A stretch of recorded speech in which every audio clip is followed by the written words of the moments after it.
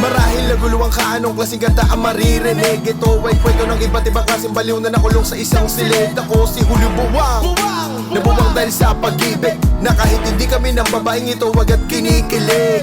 Baliw, baliw ang puta. Sineryoso ko ang isang bagay na nilalaro lang ng iba. Dapat pala, di ka nagpapadala, di ka nadadala, lalo ka lalala. Isang edad lang ika'y nalalata. Iiwas na ako sa mga babaeng study first daw, study first.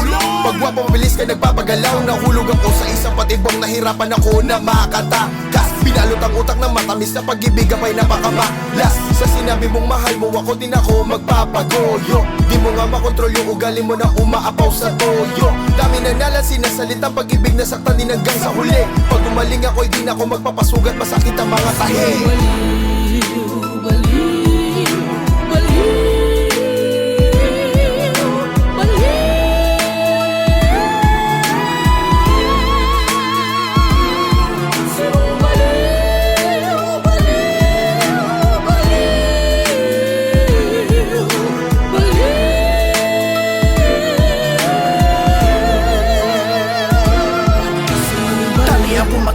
Pero ako'y nabaliw sa pera. Isang masipag na tao nagsimula sa pabarya-barya. Dugo't pawis nilaan para sa aking magiging pamilya. Pinasok ang lahat ng kalakaran, basta ako ay kikita. Nakamit ko ang lahat, ako'y naging isang mabuting ehemplo. Naging matagumpay, ngunit lumaki ang aking ulo. Natutong magsugal, nagpadala ako sa mga tukso, hanggang sa ako'y bumigay, nalagasan ako ng libo-libo. Umabot sa puntong umapit na din ako sa talas ng patalim. Nagbago ang aking sarili, ultimo ako ay naging sakim.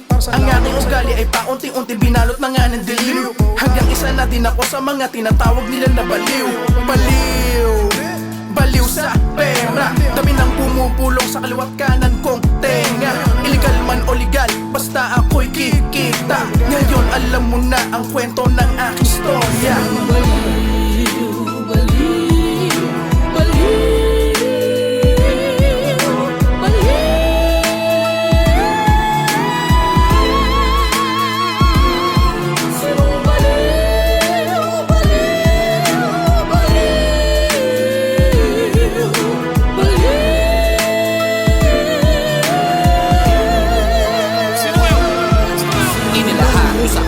Ng mga tanong sa aking utak, pinaglaro ang mga panitika na siyang sa akin ay nagtulak na. Takasan ang katinuan ng mentalidad ko sa pagsulat na siyang naging dahilan upang ang mga mata ko ay maitulak. Ilang di mo ang mga bulong na sa aking ulo ay nakakulong. Mga mistulang huding nakakatakot na umaalulong. Gulong-gulo ako'y nalilito, nasaan ako? Ano ba to?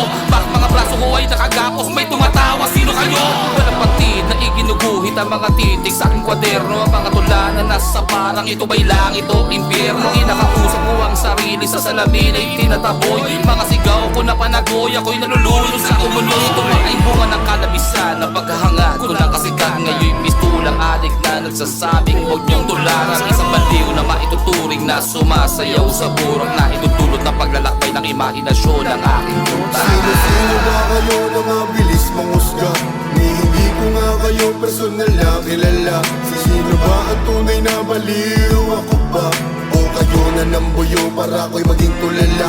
Malayo lagi ang tingin, lumilipad ang kaisipan. Na ba binubulungan ng hangin? Huwag mo nang gawin yan. Kaya pinilit kong maging kakaiba sa lahat, habang tinitignan ng mga nagmamalinis na siyang nagkakalat.